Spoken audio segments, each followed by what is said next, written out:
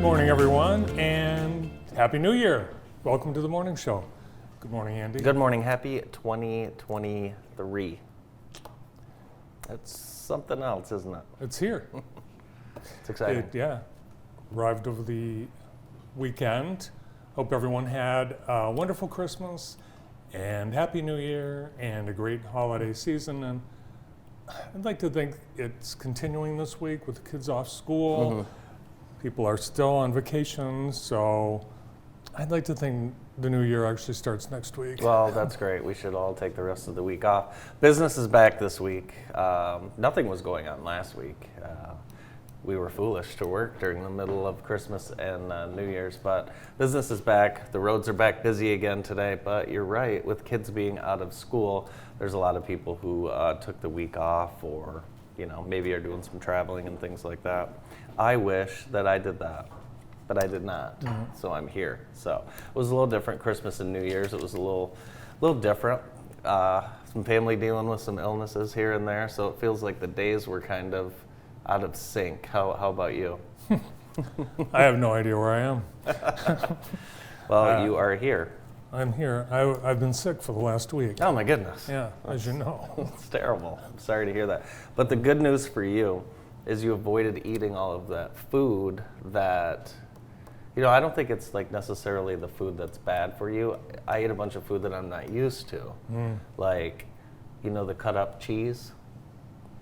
Cut off cheese? Cut up cheese. Oh, cut up cheese. I don't eat a lot of that, and I probably had pounds of it.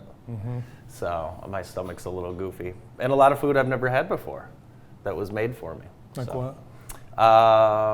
I don't even know what it is. There were these little sliders with, I didn't know what was on it. But I did eat it. But I'm not sure what was on it. 40 degrees right now in Jackson. Rain, and we expect rain to last most of the morning.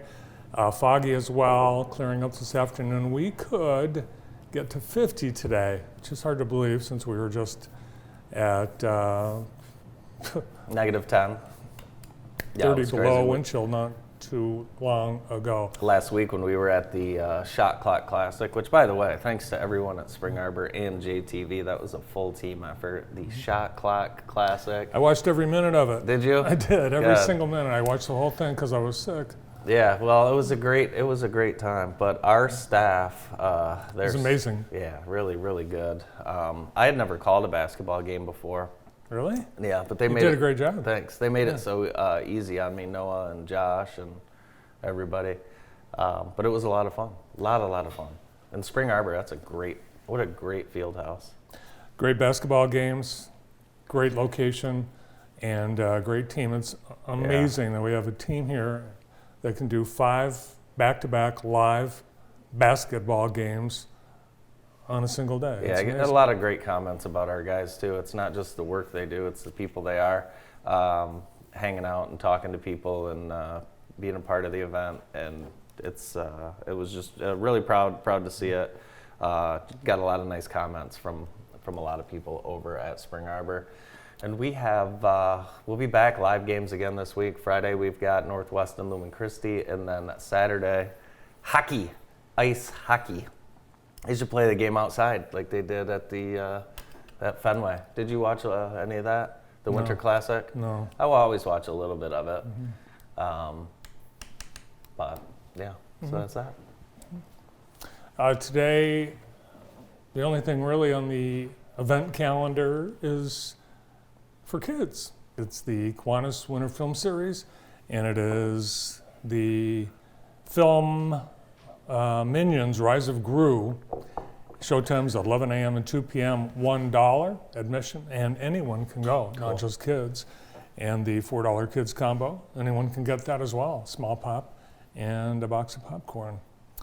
And that continues Wednesday and Thursday.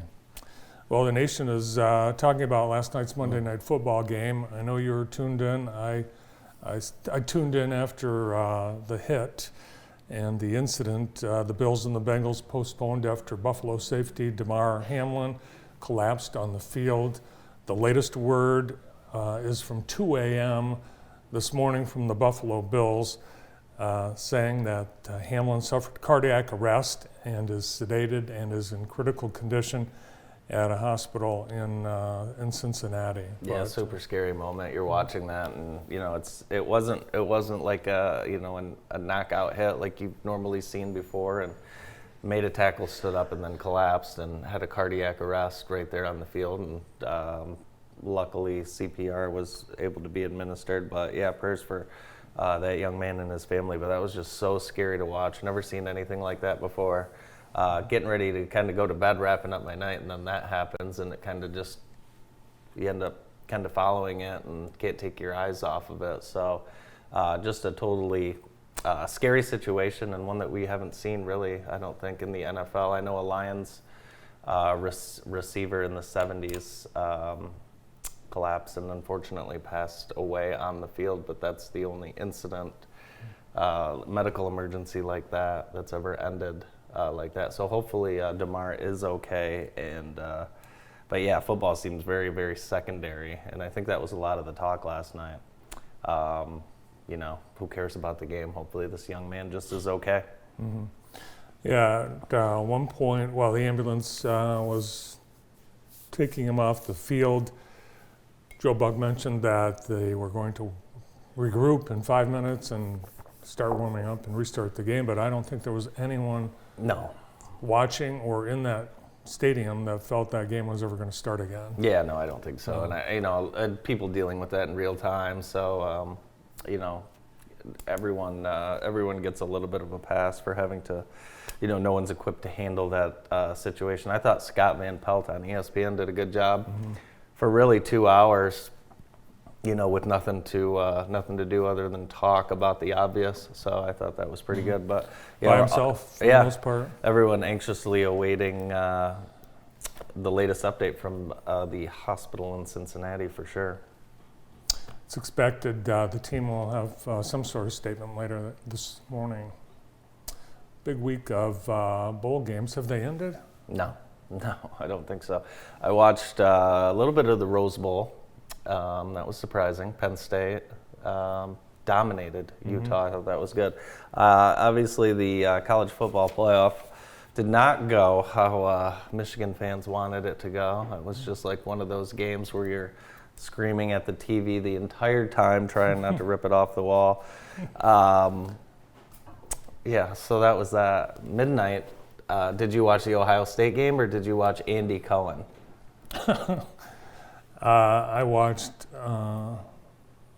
Anderson and Andy Cohen. Okay, we flipped right before Ohio State missed that kick. Braden, I got to tell you, when he missed the kick, I felt decent. Sure, yeah, it would have been more painful if Ohio State had. Yeah, I mean, I didn't feel good, but I felt better than I would have felt if he made that kick, that young man. I agree. But I feel bad for the kicker, but that's life.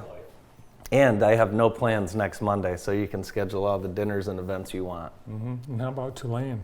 Oh, how about Tulane?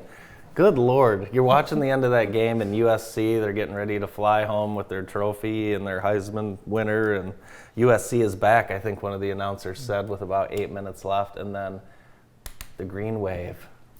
The Michigan game could have gone completely different had that call been made at the end with 24 seconds left. It looked to me like targeting. Brandon, I think we need to get rid of the targeting rule in general. There was another targeting call over the weekend that was, I think, worse. That wasn't called either. So I didn't think they were going to call targeting on the end of that play. You can't really let the officials decide the game in that. So get rid of the replays. Get rid of the second guessing. Whatever they say on the field, that's it, and get rid of the cameras. I guess. I don't know. I guess. Have you been following that Idaho story? That's another major story that's been in the news for Idaho students brutally slain, and they tracked the killer back to Pennsylvania. It's ridiculous. Absolutely crazy. That'll be a next 2020. We're waiting for information because the Moscow police and Idaho have not released much information, and it's just an unbelievable story. And he's waiting extradition back to Idaho, where I think you're going to hear more and more about this case. But unbelievable that the FBI was able to track him 2,500 miles away from that crime scene. Amazing. Barbara Walters passing away over the weekend, legendary newswoman, and you mentioned Anderson Cooper and Andy Cohen on New Year's Eve. They had a live guest, Sherry O'Terry, who used to do Barbara Walters impersonations, and she told some great stories about Barbara and her friendship with her, and how she was able to get permission from Barbara to impersonate her. And they actually showed a clip where Sherry, as Barbara, interviewed Barbara, and it was hilarious. My generation knows Barbara more for the 2020, but your generation, she was the first leading female on Nightly News in America, which is a big deal. And it wasn't popular at the time. No, and Harry Reasoner was a complete jerk. I saw a clip where it was either the first or second night of news. He said to her live on air, "I did the math on your stories and my stories, and you owe me 4 minutes." Yeah. What the hell? Yeah, she was clearly shocked by that, but it was just it was a match that was not to be, and it did not last. The one more thing about your Michigan Wolverines, the Athletic is reporting today that multiple sources close to Jim Harbaugh expect that he will leave Michigan for the NFL if a franchise offers him a coaching job. Oh, that's not true. So That sounds familiar. yeah, and that again is not true. Jim Harbaugh has said he is looking forward to coaching the Wolverines in 2023. So you need to check your sources. All right.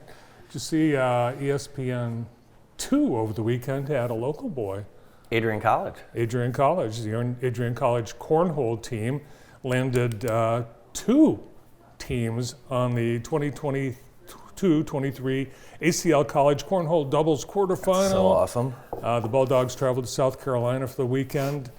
They capped off the trip on ESPN. Griffin Raynard from Sand Creek High School and Reading graduate Ricky Cabrera took on fellow Bulldog Jeremy Van Epps from Hanover Horton High School and Morgan Blonde from Litchfield High School in the quarterfinals.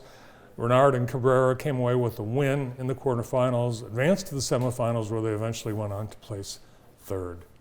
Are you any good at that? I had no idea Adrian College had a cornhole Oh team. yeah, that was cool. And they were on ESPN too. That was awesome. I am not very good at that game. Hey, today's show is brought to you by Heather Herndon, and each week Heather reminds us why it is great to live here. Thanks to the Heather Herndon team and everyone at Howard Hanna Real Estate Services. Today we're reminding you about Vermeulen's Home Furnishings, third generation, the second and third generation right there. Family owned and operated, and they pride themselves on offering high-quality name-brand furniture at affordable prices. Thank you to Heather Herndon for reminding us why it's great to live in Jackson. What better way to start 2023 than as a multimillionaire? With no winner in the last drawing of 2022, the Mega Millions jackpot will begin the year at $785 million, which is the 6th highest jackpot in lottery history and 4th highest in Mega Millions history. And you can buy a ticket for tonight's drawing. Maybe I'll do that. I think I will. On New Year's Eve, the Experience Jackson partnered with JADA and area hotels to do Bus With Us to provide safe rides to and from downtown and participating hotels. Rachel Buchanan was out. It was a nice, kind of mild evening to be outside, right? If you say so. I was inside all Yeah, day. I'm sorry. So, again, that's the second year that Experience Jackson has done the Bus With Us, and hopefully that continues to gain popularity. Looks like, from what I could tell, a wonderful time had by all. Wonderful, wonderful. Sorry you missed New Year's due to your I didn't even illness. stay up till midnight. Really? Yeah. Good gravy. I got I wanted to go to bed shortly after midnight. I was very, very, very tired. One last Christmas note, and that's from the police blotter on Christmas Eve. And I actually saw this incident take place on Washington Ave, the 1200 block of West Washington. There was a cop car parked on the corner with lights shining on the house, beautiful house, all decorated for Christmas. A suspicious package was left on the front steps.